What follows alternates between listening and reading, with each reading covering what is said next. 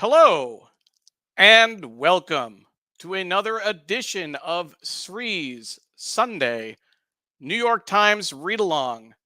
Our guest this week is Xanthe Scharff.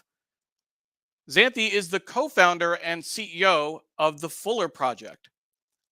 And I don't want to overlook the Ph.D. after her name. Lots of respect for people who get a doctorate. My name is Neil Parekh. I am the executive producer and guest host of Sri's Sunday New York Times Read Along. I'm also the vice president of events and communications at Digimentors.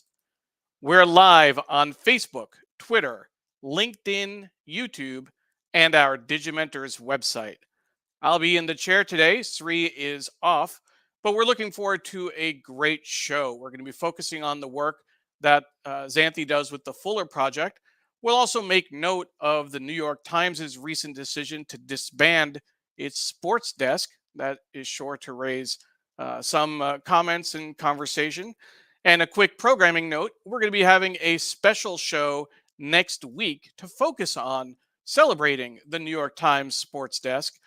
George Vesey, a longtime sports columnist at the New York Times and a former guest on the show, will be joining us. We'll be soliciting user input, user comments, and videos, so keep an eye out for that. We're also hoping to get a few other voices into the show, which should be really great next week. We're really looking forward to that. But again, as I mentioned, our guest this week is Xanthe Scharff. Xanthe is the co-founder and CEO of the Fuller Project. So we will bring her on in just a moment. We want to make sure that folks let us know where you're watching from. Please like, comment, retweet, share, tag your friends. And just so you know, I'll be doing triple duty today. I'm hosting the show, producing it at the back end. I'm going to do my best to share links in Facebook, but I only have two hands, so bear with me. But with that, let's go ahead and say hello to Linda Lawrence, who is watching from Long Island, from a rainy Long Island, and there is a tornado warning apparently. Linda, stay safe. Pradnya Haldapur is watching from Silver Spring. Pradnya, thank you for joining us. And a special shout out, Pradnya is the one who put us in touch with Xanthe. And we always appreciate that. If you have ideas for guests, please let us know. You can drop them in the comments. You can send me an email. We would love to follow up and get your suggestions. So Pradnya, thank you for doing that. Doug Levy is watching from San Francisco. I know Doug's an old radio guy and he always says this, but it's 5:30 a.m. local time for Doug. That's when he gets up and watches the show. We always appreciate that, Doug. And as always, hi, Mom. Sorry I didn't call you yesterday. I will do my best to call you this afternoon. But my mom is watching from Hastings on Hudson, New York. Thank you for being our number one fan. Patricia Freudenberg is watching from New York. And we have Diane Darling. I believe it's Darling, yes, watching from Boston. Diane, I think this is the first time I recognize your name in the comments. So thank you for joining us. If you're a first time viewer or first time commenter, I'll ask Xanthe if you're a colleague of hers. Maybe that's how you found us. Dr. Sujana Chandrasekhar is saying good morning, and especially early bird Doug. Sujana, thanks again for all of your help with my recent ear trouble. Patricia is saying, welcome back to the New York Times Read Along team. It is our first live show in several weeks between the holidays and travel. So thank you very much, Patricia. And our friend Stephen Kaplan is saying good morning to the New York Times Read Along family. Yes, we are a family. Wonderful to be here with all. Hope everyone is having a great summer. Diane is admonishing me that I'm calling someone old. I can't remember if I called someone old. My apologies. Certainly not old. Hopefully I said long time if I did. Neha is watching from New Delhi, India. Neha, thank you so much for joining us. As a reminder, this is Sri's Sunday New York Times Read Along. I am Neil Parekh, the executive producer and guest host today. So let's go ahead and bring on Xanthe. Xanthe, thank you so Hi. much for joining us. Thank you, Neil. Good morning. Good Good morning, morning. everyone. We have a number of people watching, and Diane gave the clarification when I mentioned Doug as an old radio guy. So thank you for calling me out on that. He is a very young radio guy, very, very young. I will say myself, I just celebrated my 50th birthday back in June, and I was thrilled about it. I actually applied for my AARP card before they sent it to me because I'm happy for it. But I want to just show folks something that my Digimentors colleagues got me. One of the three gifts, if you can see on the screen, it's the New York Times pages from June 9th for every year since my birthday.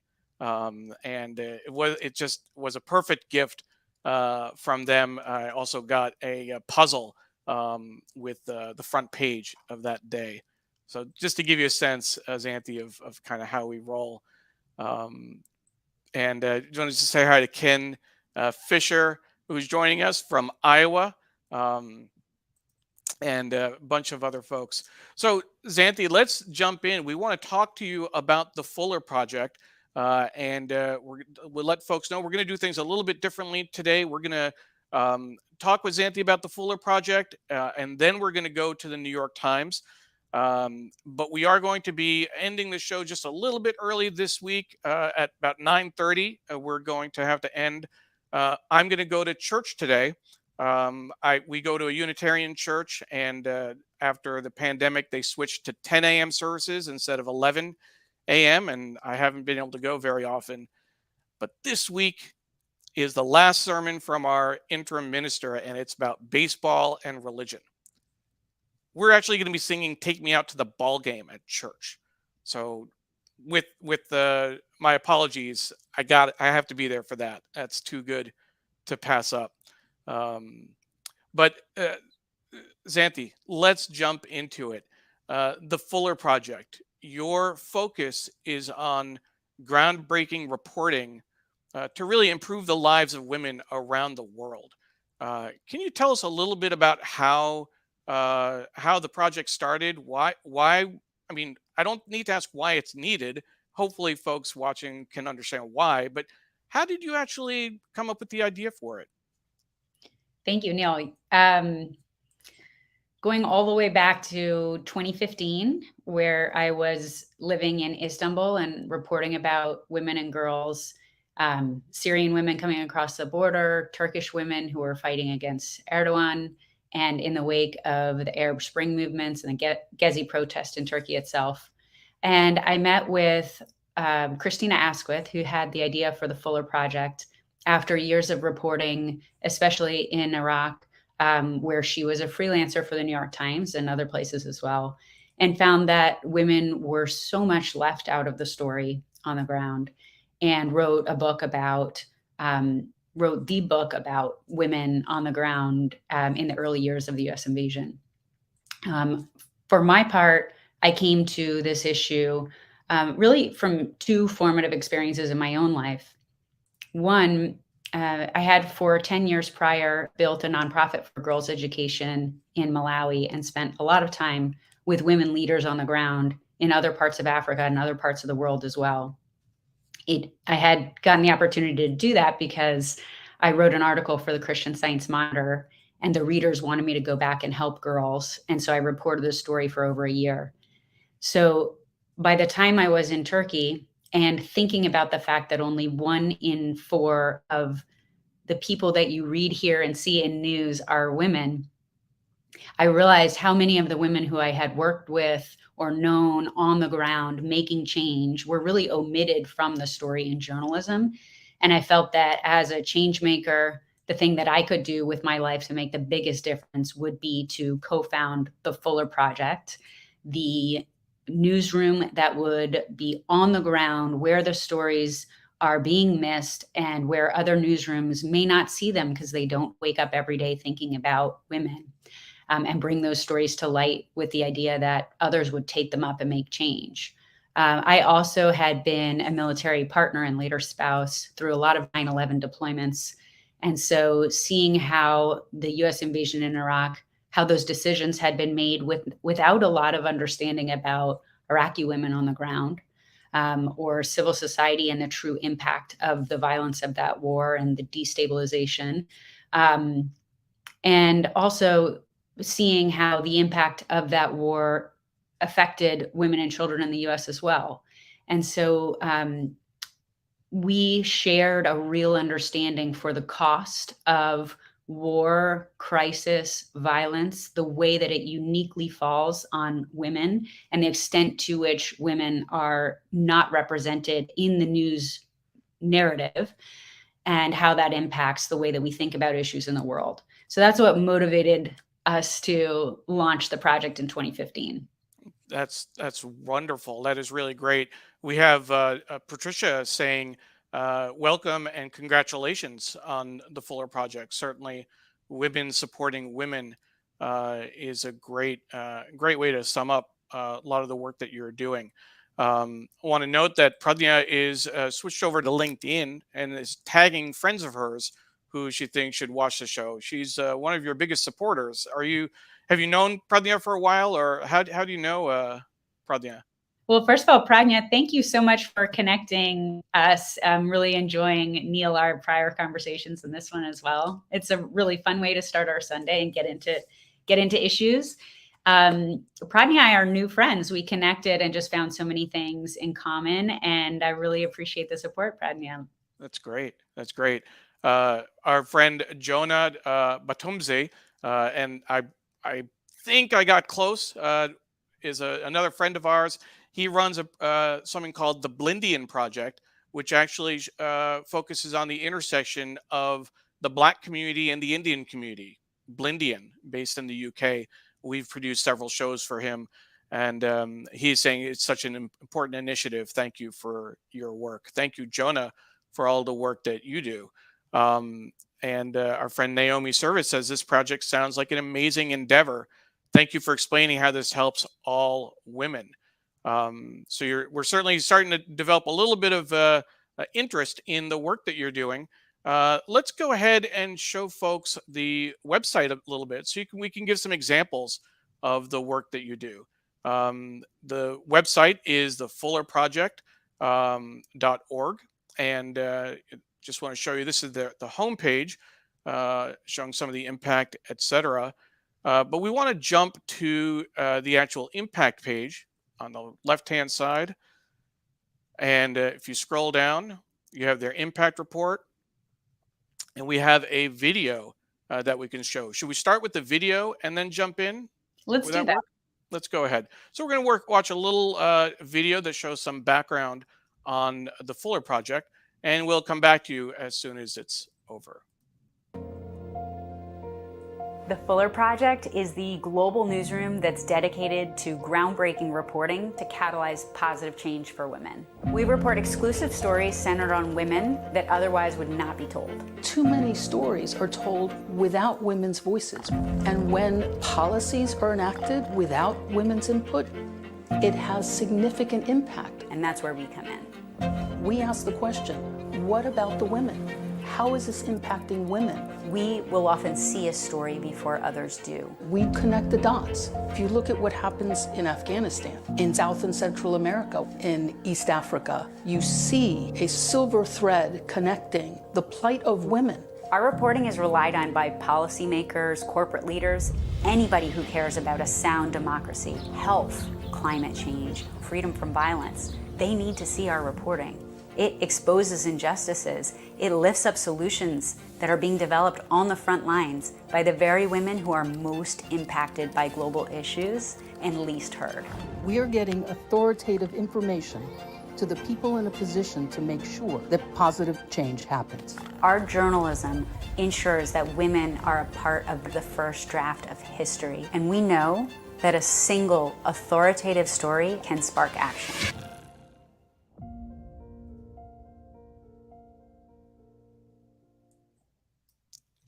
That's a great overview of the work that you're doing. Let's go ahead and take a look at the website below the video and see some of the impact, some of the examples of the impact that you've had. Yeah, let's dig in. How Should we about start? we, yes. Go ahead. Yeah, how about we start with this story about 9/11 benefits? Sure. So, this is a story that we've had our eye on for several years, actually. And it's about the issue of women who were frontline responders during the 9/11 bombings in New York and who were also survivors on the ground. And it's been found that people who were on site were exposed to toxins that created a large number of different cancers. Of course. And there's a government sponsored health program which covers medical care for all of the cancers with one exception, which is uterine cancer. And the women who have What? gotten uterine, Really? and well, it's changed. So I'll tell you, I'll take you all the way through. But Yeah.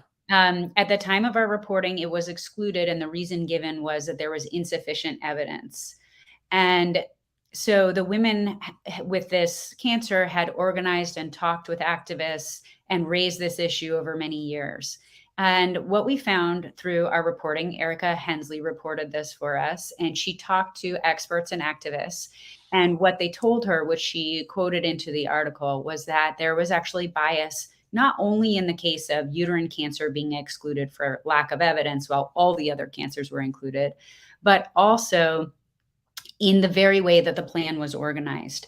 And in the article, she quotes 2 points about this, which are, number one, women were actually half of the total number of either responders or survivors, but in the plan, they're only represented 25%. So clearly there's some issue as far as how women's claims are brought forward or acknowledged or maybe information distributed. The other piece is that the autoimmune deficiencies, which disproportionately impact women, that there were discrepancies in terms of how those would be covered by the plan. So in reporting this information and including these quotes and testimonies, the article got traction where it was published in New Jersey, newjersey.com. And then it was read by a longstanding representative who published a front page letter in NJ.com the next day to say, with reference to Fuller Project's reporting on this issue, uterine cancer should be covered. And he sat on the commission for that healthcare plan. And the next day, the decision was reversed so that women would have access to uterine cancer coverage for all of the issues that they're facing. So now, and this is really core to what we do, we'll be following up on the issue and following up with the women to know, in fact, are they actually getting access to this coverage and what else may continue to occur related to this story. Great. Great. I'm sorry that I interrupted you in the very beginning. It just kind of, it just didn't understand why that would be excluded on the face of it. So it's the kind of thing I think over time you come across examples like this, and I'm sure you've come up with dozens of examples that just, boggle your mind, and you're almost compelled to work on this. You're almost compelled to do something to change that. And I think seems like it's a common story, whether you're talking about women, people of color, etc. It's just, it just seems so obvious that it should be different. Right. And you can see, and there's a really clear link here between environmental or factors related to toxins and women's ability to work and women's medical care. And that's one of the things that we do at the Fuller Project is look at the intersection between issues, whether it's about the environment and climate, about labor, exploitation in the workforce, or whether it's about health. And this story actually inspired a whole area of coverage that several of our reporters are working on right now, including Jody Enda, who is our senior correspondent, Washington, D.C. bureau chief, and a health expert reporter, Maggie Fox, who's working with us to look at how women are left out of medical research and how that can lead to situations like this, where conditions that uniquely impact women are not fully understood or addressed, and not just reproductive health issues, but overall how women are impacted differently, especially, for example, related to heart health and cardiac care. Sure. Well, I think we're already making an impact on our audience. Patricia Freudenberg is asking, how can people get involved to help support the Fuller Project? I see there's a big donate button on the top right corner. Is that where the best place to send people? That's a great place to send people. Patricia, thank you for asking. And Neil, thank you for going straight to that. We are a nonprofit newsroom. And what I'll say is we are all about impact. I mean, our mission statement has it. We want to catalyze positive change. So other people are using this reporting to make better informed decisions, and in some cases to push for change on certain issues that we have covered. And this level of investigative and really in-depth reporting does take a lot of resources. It takes a lot of time. So we do appreciate your supporting us. Certainly appreciate your signing up for our newsletter as well. You can find that link on the webpage as well. That's where we'll bring you all of our journalism as we release it, but also reporting that we do just for the newsletter to keep you up to date on US and global events that are happening in a more timely way. Sure. And what I want to do is to share the donate screen, um, since it did. We do want to put that up there. Give me one moment. There we go. Great. Make sure I get the right tab up there. And this is what people will see when they get click on that donate button, is the donate screen and options to donate. I've also shared the link to donate in Facebook, and we'll put it into the LinkedIn chat as well, so people can do that. Let's go ahead and go on. There's another example that we want to show folks, right? About the work that you're doing. Let's pull that up real quick. Going back to the impact page. So on this page, you'll see the women left out of 9/11 benefits, and then an investigation into popular essential oils, the company doTERRA. Let's take a closer look at that. So tell us about this. Yeah, well, there's a common theme here about labor, women's ability to do good work, and their personal safety and personal health. This is a story that was done by Rachel Fobar, who spent 2 years reporting this story, and it is a story reported out of Somaliland. And it's about a U.S. company called doTERRA, which is based in Utah. And some of us may have used their essential oils. They come in, in small bottles, all manner of different types of oils. This is about frankincense. And doTERRA has espoused a brand promise that their work is produced in a good way, treating workers well. It's an oil that a lot of women are, their primary consumers, and they're putting it on their bodies. So certainly people want to know that something that you're using in that way was produced in a fair way. Rachel, when she was interviewing, what she found is that, in fact, there was a huge amount of sexual abuse and rape that was occurring in the factory that doTERRA had contracted to supply frankincense.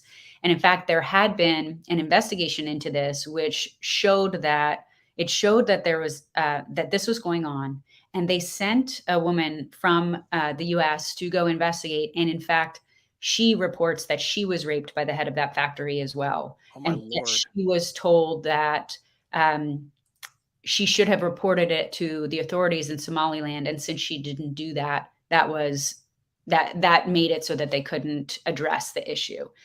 And so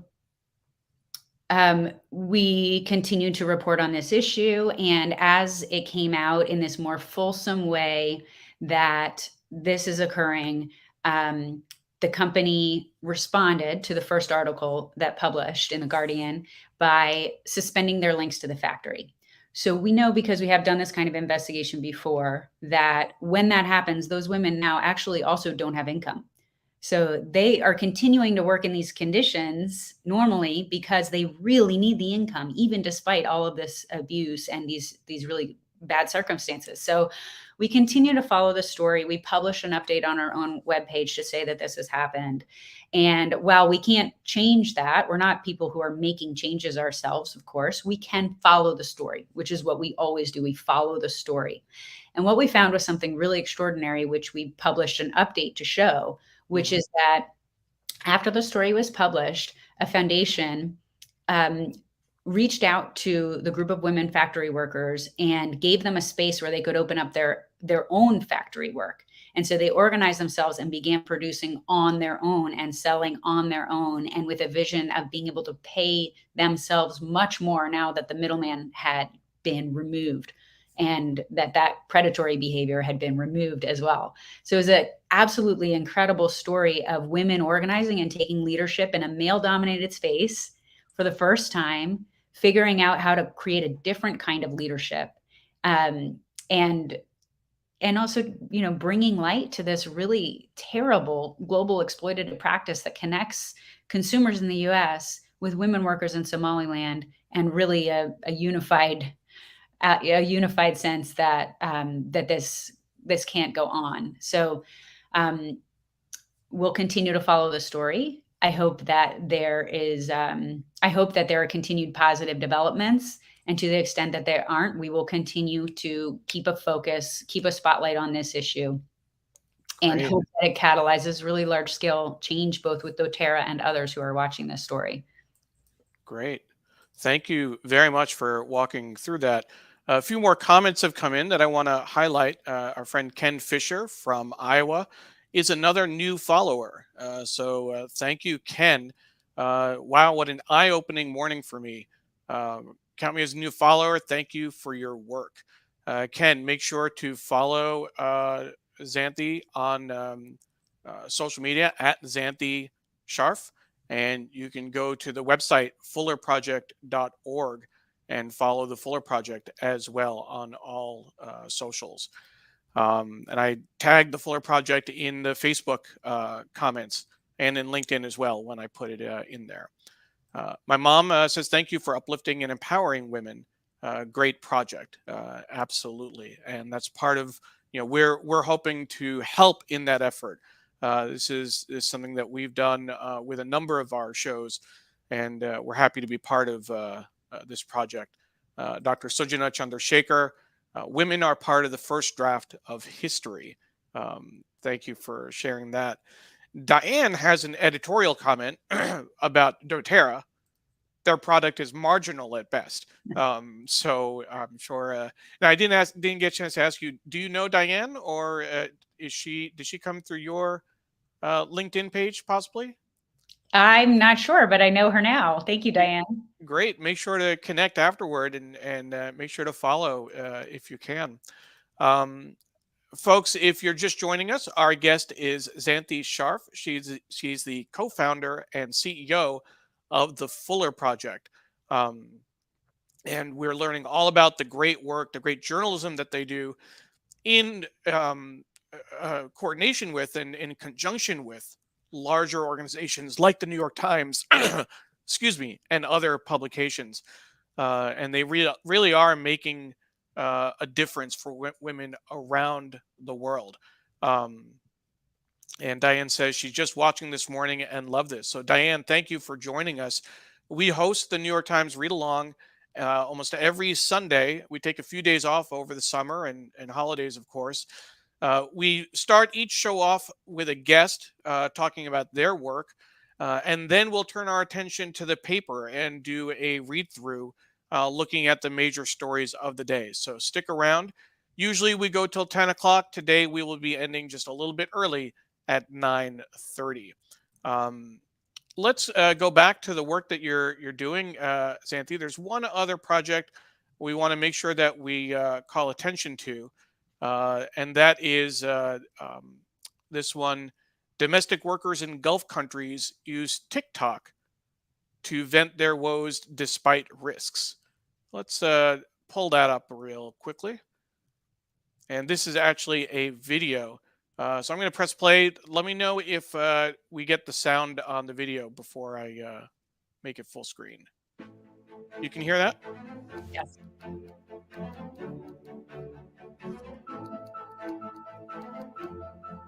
So this is a video which we produced actually following on a story that we did together with the New York Times.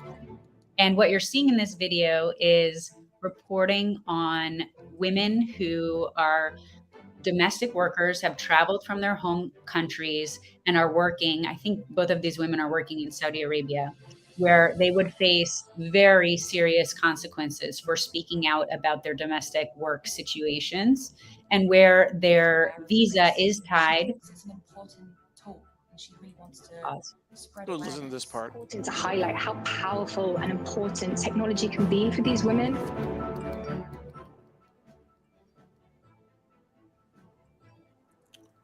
So you're yeah. Mhm. So you're seeing, this is Brenda Dama. She is one of the women who, and they've been engaging with her, which is exactly the kind of awareness that you want to raise when writing this story. all right, that's Louise Donovan. That's our reporter who worked on this story and has worked on this story in depth. This is just one piece. Brenda Dama, the woman who you saw doing a song that is a parody that's sort of making fun of the situation that she's in, she has become something of a TikTok legend among domestic workers around the world who, during COVID, before COVID, may have met in parks and shared notes and given support, but during COVID really moved online and created a community of support and resistance to the situations that they find themselves in. And so what happened with this story first is that Louise had been working embedded with a partner of ours called The Nation in Kenya. And during that time, some things were happening around domestic workers from Kenya moving to Saudi Arabia. In fact, there had been reports of the human rights abuses that those workers faced, and Kenya had shut down agencies that would go there to recruit workers. They renegotiated some minimum wage provisions, possibly some other things, and they allowed the agencies back in. And so Louise, being in this community and hearing this story over time, she got a tip when something really atrocious occurred, which is that over in Saudi Arabia during COVID, some employers kicked their workers out of their homes because they were afraid of contagion. These workers were gathered up by the agencies. And remember, they're totally dependent on the visa from the original employer. So they can't work. They don't have access to anything. So they were gathered and put into a basement room where they were held without regular access, well, to their passports, certainly, but also food and water. There was a pregnant woman in the room. There was a woman who was actually chained to a wall. And one woman had a phone and was messaging. And so we learned about this story. We brought this story actually to the New York Times, where Louise partnered with Ben Hubbard, who literally wrote the book on leadership in Saudi Arabia and has a lot of experience in the region.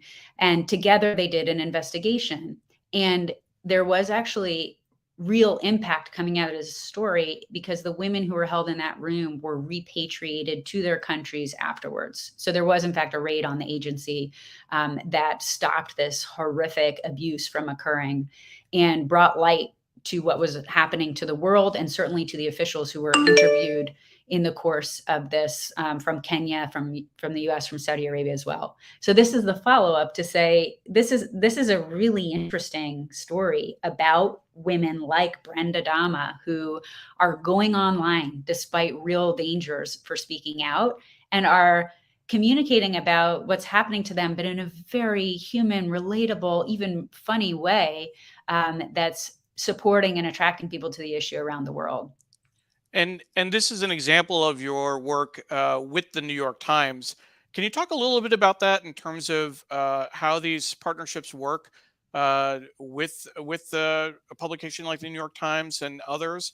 Do they find a story and say, "Hey, we'd like you to go investigate it," or are you pitching stories to them? And what's that dynamic like?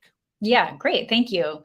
Yeah, we have worked with the New York Times on stories since the very beginning in 2015. And actually, we were in Turkey, and you can imagine, with the war in Syria, and then with a political situation in Turkey under Erdogan consolidating power, and then later return to conflict with the Kurds in Turkey, there was so much interest in the US about what was going on in Turkey and in the region. But during war, actually, coverage of women shrinks. Yeah. because during times of crisis, it could be, a climate crisis event in the US. During times of crisis, people move more quickly and they move to cover heads of state or people who they already have connections with. So when we were bringing stories to the New York Times and others that were about women, the response was, yeah, I'm covering this issue intensely, but I need new stories. And this is a new story and I want it. So right from the beginning, we were working with New York Times, with Foreign Affairs, with Time, with Newsweek then, and others who appreciated that different story, deeply reported, Great. different sources. And we've continued in that fashion. I think we've just, of course, grown as a team and become more planful and more systematized about our coverage. So we do work with various editors at the New York Times, at the Washington Post, at the Guardian, where we have an ongoing series about economic mobility in California. We have a monthly column with Foreign Policy. And in the case with New York Times, we've done reporting also with New York Times Magazine in the past about a range of issues, including women and insecurity forces in Afghanistan, for example, and coverage, as you've seen, about labor and exploitation, and future coverage coming up as well. The way that we like to collaborate, and the ideal scenario is that we've identified a story and we've done enough reporting to know there is really a there. And we are in communication with editors who we know, and we know where there are joint interests. And then we're bringing a story, but we're then collaborating to really fully report out the story and to do so in the most fulsome way. And this tends to be value add for everyone because we have this sole focus on women every day, waking up asking the first question, what about the women? And of course, our partners have vast resources at their publications and editorial expertise as well. And so we're able to blend those two things together to bring forward unique, deeply reported stories with an added commitment to follow up on the story so that we can create the maximum potential that there's actually going to be change. That's great. That's great. Marilyn Zafert is joining us from Staten Island. Marilyn, thank you so much for watching. It was great spending a day with you recently when I was in New York in June. Great session that you organized. Our CEO, Sri Srinivasan, is doing a series of workshops on AI, and Marilyn organized a great session in Staten Island at that time. If you're interested in learning more about Sri's AI work, you can visit our website, and you can click on digimentors.group/SriAI, digimentors.group/Sri, SREEAI. It's his non-scary practical guide to generative AI, chat GPT, etc., etc., etc. With that, what we want to do is bring on just two other comments. Ken was commenting on the TikTok story earlier, a serious use of TikTok he never would have imagined. So that's some high praise. And Patricia says that the journalism is like unofficial police efforts, putting yourself at risk for the sake of the purpose. Amazing grace and mercy. Kudos to all journalists, and particularly the ones that you're working with, Xanthe. Just great content. Deborah Bernick, a friend of ours from Arlington, Virginia, just up the road. Debbie, I will get you your Girl Scout cookies. Thank you very much for being such a loyal customer of my daughter, Emily. She's asking if you speak to alumni groups, Yale Women, Smith, but not just women's groups, but I'll say Wesleyan University as well, where I went. They'd love to have you. They'd love to hear more about the work that you do. How much of your time is spent in this kind of outreach and presentation type work? Well, I would love to speak to women's groups that audience members may be connected to, and to any and all other groups, especially those who care about these issues, the issues that I mentioned in the video. We know there is research that shows that women investing in girls is a primary driver of the kind of positive outcomes that I think all of our listeners really want in the world: stronger democracies, inclusive economies, mitigating climate crisis, better health outcomes for not just women, but for women and children and for families as well. So anyone who is interested in those issues and thinks, well, maybe I'm missing something in terms of the story about women and how that could better benefit the work I'm trying to do, how I could be better informed. And also those who really want to understand the growing role of nonprofit news, which, every year there are many, many more nonprofit news organizations. And we're thrilled to see not just us, but others that are coming into the space to support local news, to support global news, to support the stories about groups that have traditionally been underrepresented, misunderstood, or not catered to as audience members. So happy to talk with you all at length about those things. I tend to try to talk to as many groups as I can. I think for me personally, I try to think about mission-driven work on a couple of different levels.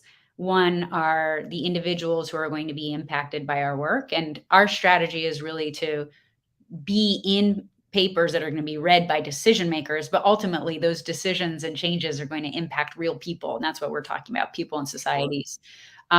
There's also the work of the organization, how we build it so we can be the best and the strongest that we possibly can be. We have such a big ambition and vision for this work, and we want to be in more regions with our bureau chiefs who facilitate work in the region or from the region and work with reporters in the region to cover the stories around the world that connect us between the US and globally. But there's another piece, which is the bigger picture of the field, the people in the field, how we can support others who are coming into the mission as well, how we can share the lessons that we're learning with others so they don't have to relearn those lessons. And it's a new idea in some ways, like this, investigative journalism about women to create change. For a lot of people, it's a new idea. There aren't that many of us out here doing it. And so, we want to be outgrowing the space as well. So really welcome suggestions that folks have for groups that need to hear about the Fuller Project. Great. We'll close this first segment with a few comments. Our friend Apollo is watching from Gray, Philadelphia. Mary C. Curtis, a former guest and friend of the show, would definitely be interested in some kind of communication with the Op-Ed Project, which operates the space of promoting voices for women and underrepresented groups. We'll make sure to connect the two of you as soon as we can. Follow Xanthe at Xanthe Scharff on social media. You can also find more information at fullerproject.org at the Fuller Project's website. So now we're going to take a quick look at the paper, and I'm going to come off camera so I can step over to the newspaper. And again, Xanthe, we're going to take a look at this this week's paper, this week's Sunday paper, but we'll look at it with the lens of how they're covering women and where are women being centered. And we'll make a few comments about the sports desk as well when we get there. So on the front page, and we haven't done the regular tour, so this is the first time folks are seeing the paper. We'll see it together. The display story is patients lost limbs as doctors and healthcare giants prospered. This is about operating profits. The cutline Kelly Hanna, whose leg was amputated in 2020, received at least 18 artery opening procedures on her legs from a Michigan doctor. Device makers finance cottage industry for risky procedures. The lead is vast fields full of mines hinder Ukraine's forces, so about the Ukraine war. And Beijing targets Canada critics from overseas, meddling with Ottawa, part of global aims. Below the fold, and this is another interesting story, creators lead data rebellion to protest AI. We mentioned AI just a little bit ago in terms of SRI's workshops. All of the content that AI gets from the web, from stories online, etc., the people who put that content online are not happy with what they're doing. Here's an article that I'm going to take a look at later. They just think it's baseball, but weird. In Texas, an unlikely craze for cricket. I thought they were going to be talking about the Savannah Bananas baseball team. That's also a little bit weird. Fun, but weird. And there's a little bit of light. Hopefully that's a little easier to read. Let's let's keep going. What's in the front page section this week? And that's the fold for the baseball/cricket story. A note here, just from the production side. And when I was in New York, I was able to get a tour of the printing press. Mike Connors gave me a personal tour, which was incredible. The New York Times is printed at 27 different locations around the country. Of course, in the New York area, it's printed out of College Point, Queens, but the Seattle Times handles it in Seattle, where I used to live. The Washington Post handles it here. The other presses can't handle the 30 or 40 page fronts A book that they do. So they often get split. So the Post can only do 20 pages per section. That's why you get this kind of second A book, if you will.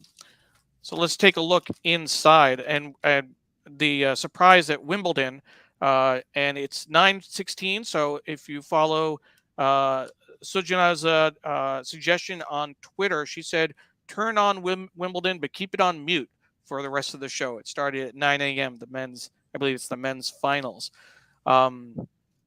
Here's the story behind the story, a faceless community that feels like family. This is I always like the story behind the story, but I'm not quite picking up which article this is in relation to. So that's part of the challenge when you're doing a quick read through of the Times. Let's take a look at what else we have. International poisonings from alcohol rise in Iran despite a ban. Many fault government as bootleg hazards grow.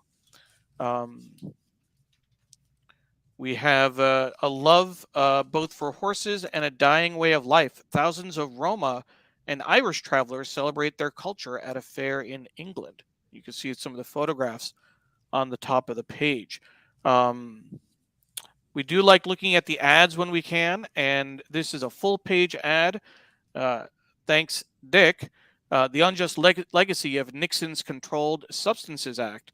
So this is a Rise Dispensary, RiseCannabis.com sponsored this ad. What else do we have? This is the Russian mines in Ukraine, and another Ukraine story at the bottom of the fold there. Poland may oppose migrants, but 6,000 Asian workers are welcome. Clockwise from top, a compound in Biała, Poland that will house 6,000 workers need to build a petrochemical plant. Workers from India, a little picture over here. I'm not seeing a lot of women yet. Are you, Xanthe? Not with a focus on. No, I'm not. And I can't see, who the experts are that are quoted on these stories, or Sure. who the people profiled are and the ways that they're profiled. But we know that there's a huge gap as far as what experts are turned to on stories that don't necessarily have a gender angle, but are still giving you a gendered view. And that's exactly why we have a colleague of ours, Rose Horowitz, started a movement called Women to Follow.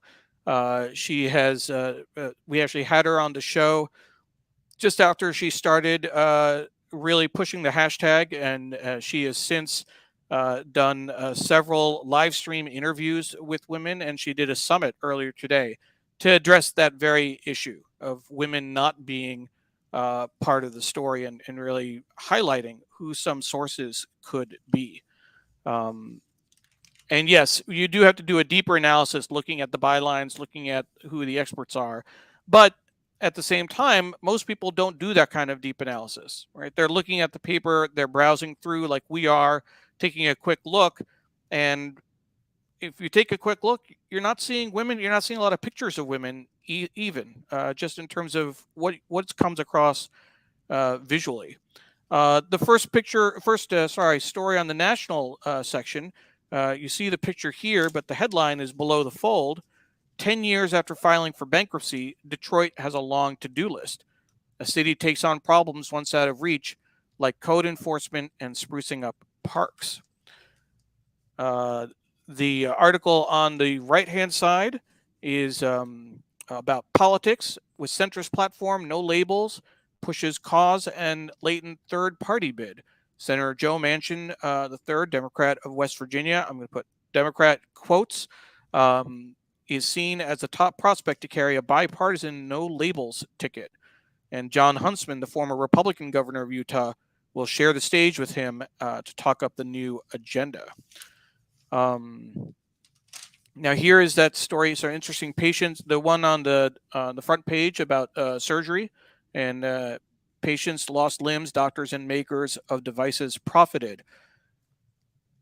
First picture of a woman that I can see that I remember so far, and that's a little disturbing, and also kind of a pattern when you think of both women but people of color. When you look at how they're represented in the news, they're not shown as experts. They're not shown as leaders. In this case, this woman, she's a patient, and she's really a victim of this problem from the medical industry. So here's a climate-related article. As climate shocks multiply, there's no place like a dome to withstand weather disasters. That's interesting. The home of Joel and Deborah Veazey in Southwest Louisiana, top and above a geodesic dome built to withstand hurricane-force winds. In 2005, it survived Hurricane Rita, which destroyed most of their Pecan Island community. This is an interesting story on the right. Time altered the biased view of a serial killer's victims as only escorts. Relatives of the Gilgo Beach victims, including members of the Barthelemy, Waterman, and Costello families, at the news conference announcing the arrest of Rex Heuermann on Friday. The police seemed to resist taking a case seriously at first. Does this surprise you, Xanthe, at all? Well, I don't know this case well enough to really comment on that last point about the police taking it seriously or not. I think, I saw this on the digital version this morning, and I think it may be a slightly different article than what's in print right now. But Sure. But I did notice that, and I think that this is true with reporting about heinous crimes, and this was a critique that was made and some of the coverage about police brutality, that we're starting from the perspective of the crime and from the perspective of police. And in fact, a lot of people would like to hear more about the victim. Mm-hmm. We would like to hear more about these individuals and their lives and the impact on their lives as well. So I think, to the extent that we're dealing with brutality, whether it's police brutality or any kind of activity that involves police or investigations or that sort of thing, we'd like to know more about the women.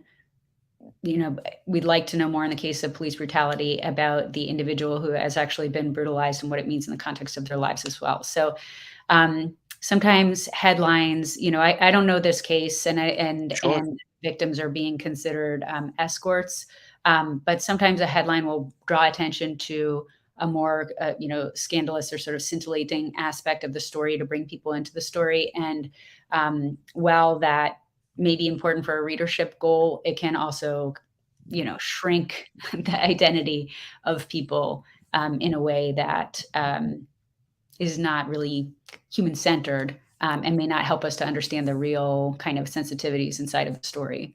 Fair point. I want to go back to that medical malpractice article for just a moment, because Sujana had a interesting comment to share, that the MedMal article really hurts.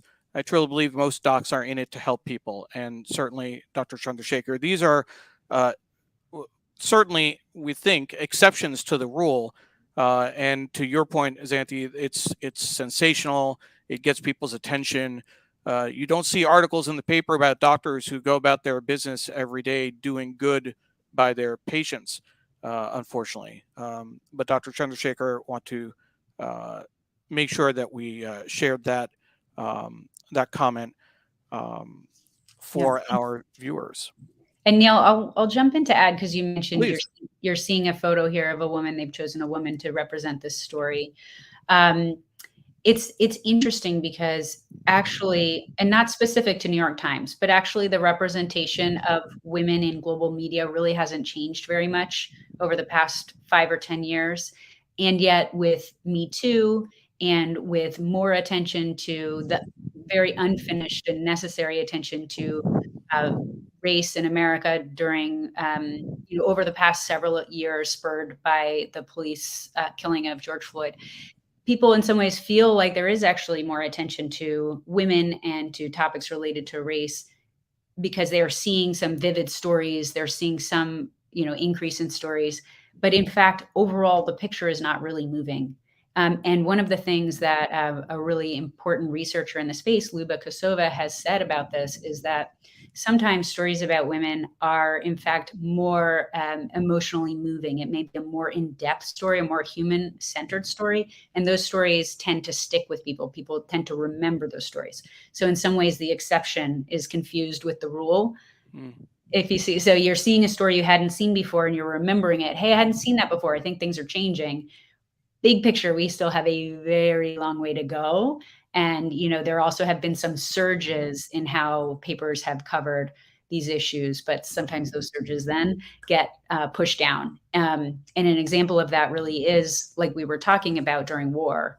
And you pointed to the story about Ukraine, for example, but with Luba Kosova, I wrote for Foreign Policy, and we talked about how during the war coverage of women had shrunk, and she found this incredible data point, which is that International Women's Day, which she's found is the day when there is most coverage of women in journalism. Sure. So overall, she finds that all coverage, global digital news, less than 1% deals with gender equity.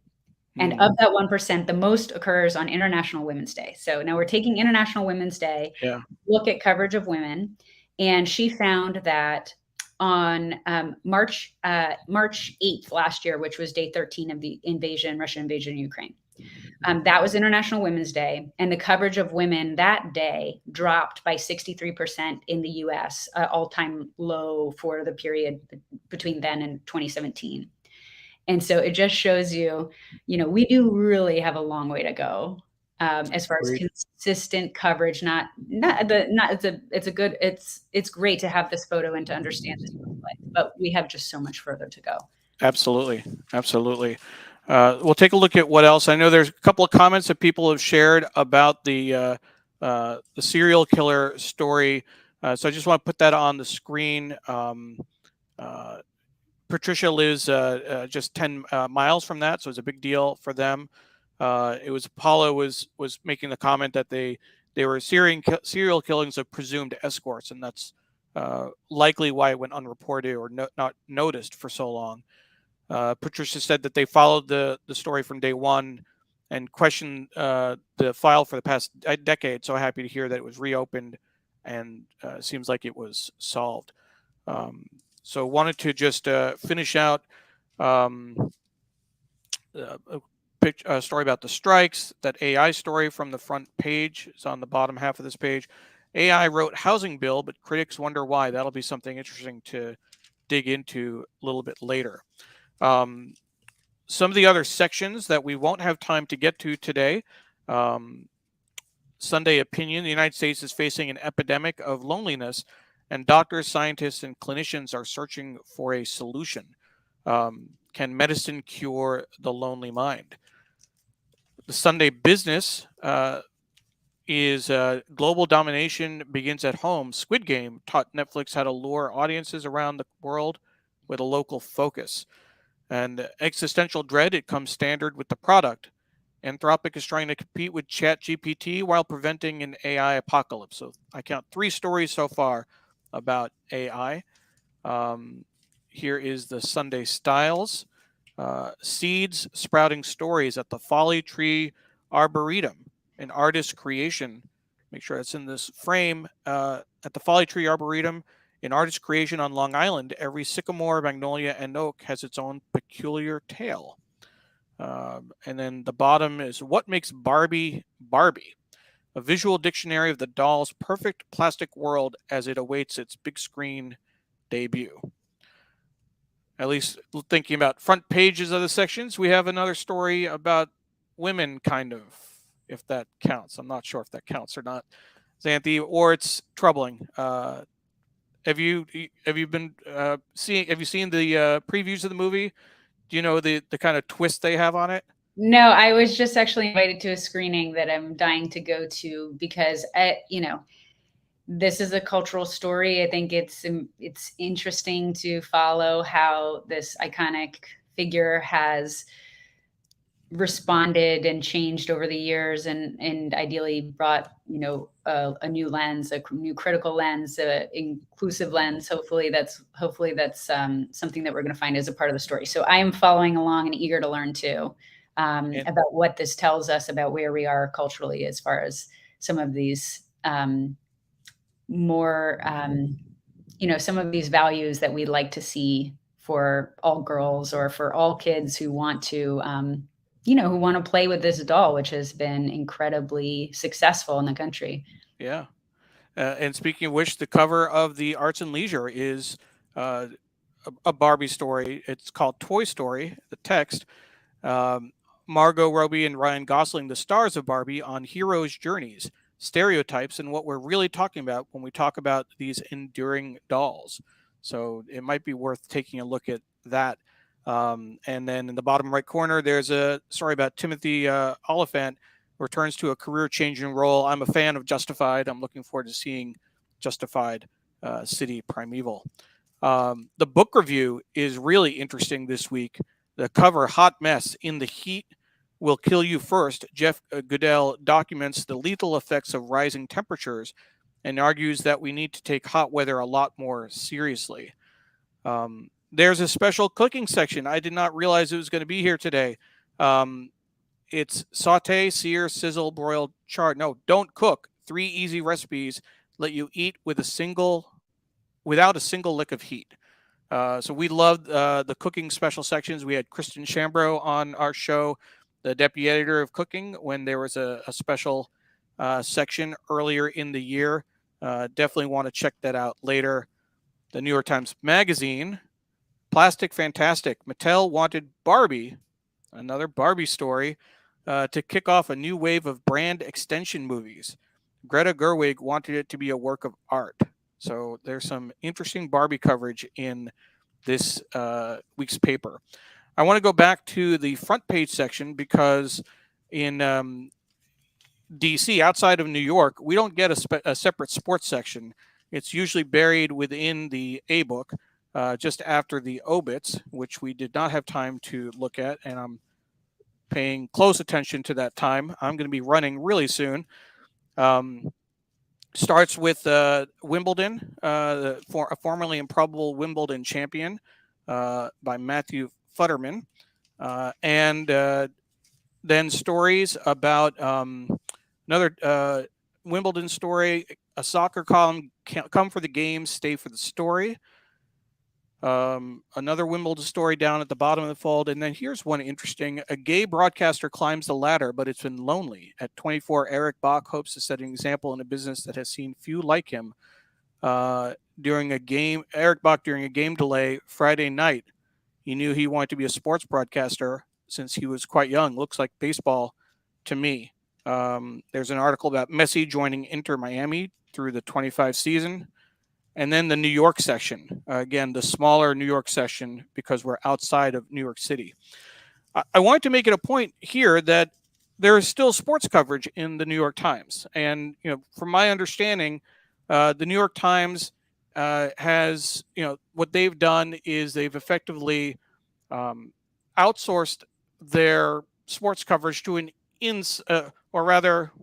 guess they outsourced it to an organization that they own, The Athletic, which does really great coverage of sports. But this Times has such an incredible history covering sports, and we would be remiss if we didn't make note of that. So I want to encourage everyone to join us next week. George Vesey, a longtime sports columnist. I grew up reading his byline in the Times, and I talked to him the other day on the phone. He's a former guest on the show, and so I was able to pick up the phone and call him. He's going to join us for a celebration of the New York Times Sports Desk next week, and we're really looking forward to that. The Times' history around sports. Neil Amdor was a previous guest. Claire Smith, Jack Curry. I wore my Yankee jersey for that show. Jack Curry covers the Yankees for Yes Network now. John Branch, Bill Rhoden, Lori Mifflin and Melissa Lutke joined us for a tribute to Robin Herman. So we, and not just New York Times sports, but other sports writers have been on the show. So we are going to be celebrating New York Times sports next week, July 23rd. Hope you can join us. Xanthe, thank you so much for joining us today. We want to remind folks that Sri Sunday New York Times Read Along is sponsored by Muck Rack. Thank you so much for your longtime support, and that this is a production of Digimentors, the consulting firm that Sri and his friend Andrew started several years ago, that I joined as a VP of Events and Communications almost exactly 3 years ago this week, or in 2 weeks, I guess.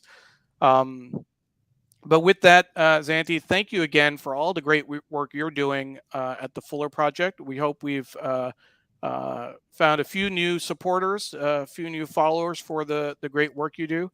And we'll close with Debbie's, Pradnya, a couple of good comments. Let's bring these in before we go. Patricia says, thank you to the entire production team and special guest Xanthe for an amazing discovery conversations.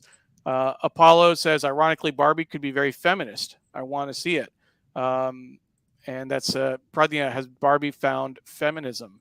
That's what I wonder. And we'll end with my mom saying, great show. Linda Lawrence saying, fabulous show. Thank you. And to close it, Debbie Bernick saying, a great session, feminist and universal. She also said earlier that my daughter sells great Girl Scout cookies. They should learn about your work. Absolutely. The Girl Scouts would love to hear about your work. If folks are confused about why we're ending early, I mentioned earlier that I will be going to church today. We're going to be singing Take Me Out to the Ball Game at our Unitarian church, which is just too good to pass up. And I want to find, it was Sujana who said, let's see if I can find the comment quickly. Yes, baseball is Neil's religion. And with your permission, I am going to skedaddle. Thank you again, Xanthe, and we look forward to staying in touch and supporting the great work you do. Thank you, Neil. Looking forward to staying in touch as well. All right. Bye-bye. Bye.